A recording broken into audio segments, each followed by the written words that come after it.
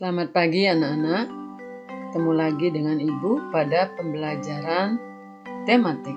Kali ini kita belajar tema 7, subtema 2, pembelajaran 5 dan 6. Adapun muatan pembelajaran kali ini adalah SPDP, KN, IPS, dan Bahasa Indonesia.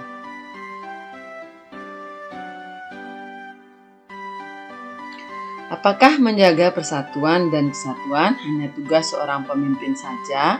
Apa yang dapat kita lakukan untuk meningkatkan persatuan dan kesatuan? Nah, salah satunya adalah mempelajari dan menghargai tarian daerah lain. Seperti kisah Sudin yang mengikuti lomba pidato kemarin, dia menyaksikan pentas tari sebelum mengikuti lomba. Nah, pertunjukan tari terdiri atas beberapa unsur. Apa sajakah unsur-unsur tari itu? Unsur-unsur gerak tari. Yang pertama adalah gerak.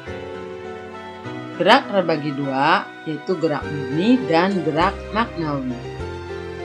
Gerak murni hanya menonjolkan keindahan, sedangkan gerak maknawi setiap geraknya memiliki makna tertentu. Beberapa istilah di dalam gerak tari ada yang disebut dengan adeg, agem, ngoyo, mundur sekar, ombak banyu, dan lain sebagainya. Mungkin di daerah kalian juga ada nama-nama istilah gerak dalam tari seperti yang Ibu sebutkan tadi. Unsur yang kedua adalah tata busana. Nah, setiap tarian, apalagi lain daerah, mempunyai tata busana yang berbeda. Kalian bisa perhatikan nanti gambar-gambarnya. Baik tarian daerah Bali maupun tarian daerah Papua misalnya mempunyai gaya busana yang berbeda. Yang ketiga adalah tata rias. Setiap tarian mempunyai tata rias yang berbeda sesuai dengan tema tarian tersebut. Yang keempat adalah iringan tari. Nah, setiap tarian biasanya mempunyai iringan-iringan tari, salah satunya gamelan atau campuran antara gamelan dan musik-musik modern. Nah, berikutnya adalah properti. Properti ini adalah perlengkapan tari-tarian. Seperti yang kalian bisa lihat di sini beberapa properti seperti misalnya payung, piring, keris, topeng, dan lain sebagainya.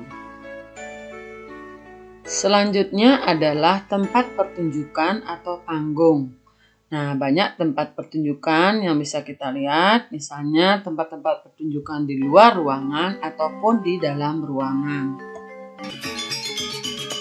Ini adalah cuplikan tari cendrawasih yang berasal dari Bali. Nah, kalian bisa perhatikan mengenai busananya, tata riasnya, gamelan, gerakannya, dan semuanya berbeda dengan tari lain, bahkan juga berbeda dengan daerah-daerah lain.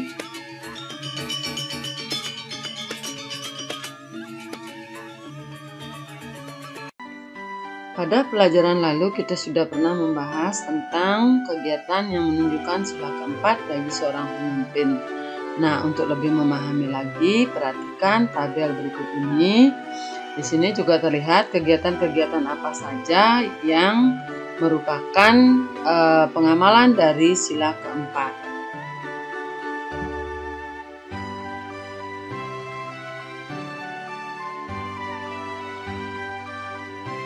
Sebagai bahan perenungan, siapakah yang menciptakan kita berbeda dan apa yang membuat kita berbeda?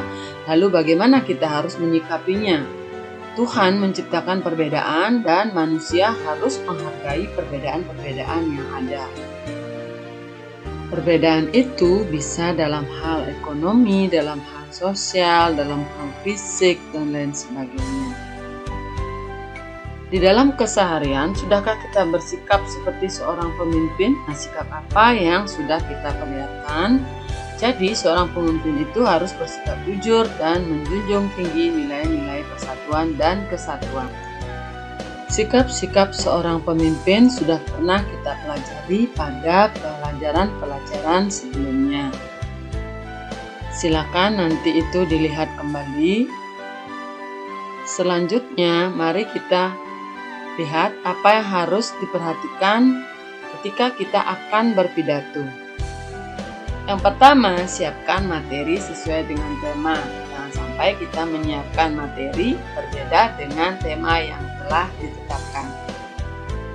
Yang kedua, ketahui siapa audiens atau pendengar pidato kita, karena setiap kelompok mempunyai kemampuan yang berbeda untuk memahami materi. Yang ketiga, perhatikan waktu lamanya berpidato. Jangan sampai pidato kita melebihi waktu yang disediakan. Yang terakhir, perhatikan tempat berpidato, karena ini akan berkaitan dengan busana yang akan kita pakai. Berikutnya, apa yang harus kita perhatikan pada saat kita berpidato? Yang pertama adalah sopan dalam berpenampilan, misalnya tidak berpakaian yang terlalu minim atau terbuka bagi wanita. Yang kedua, kuasai materi sehingga kita akan terlihat rileks di dalam menyampaikan pidato. Suara harus terdengar jelas agar isi pidato tersampaikan dengan baik. Berikutnya, intonasi suara sebaiknya bervariasi agar pendengar merasa tertarik untuk mendengarkan pidato kita. Yang berikutnya adalah percaya diri. Ketika kita percaya diri, maka orang yang mendengar juga akan percaya dengan pidato kita. Yang terakhir adalah kita seharusnya bersikap rileks atau tidak tegang. Kalau perlu, kita tambahkan dengan gurauan-gurauan agar suasana menjadi hangat dan peserta menjadi lebih rileks juga mendengarkan pidato kita. Nah, demikian video pembelajaran kita kali ini. Semoga kalian bisa memahami. Akhir kata, Ibu sampaikan sekian dan terima kasih.